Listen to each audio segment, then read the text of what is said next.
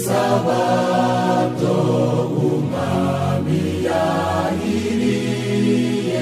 n'umunsi uruta iyindi n'umunsi unezeza turuhuka imirimo tubwirwa kw'iby'ijuru niwo mucyo umurika uva ku Mwami Imana utuzanira amahoro sabato nziza zose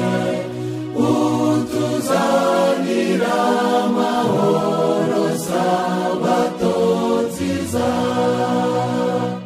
yawe zisabato mazuramya uwo mwami wabwiye intumwa zati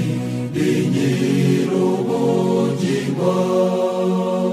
nibacishisha bugufi dukorera umukiza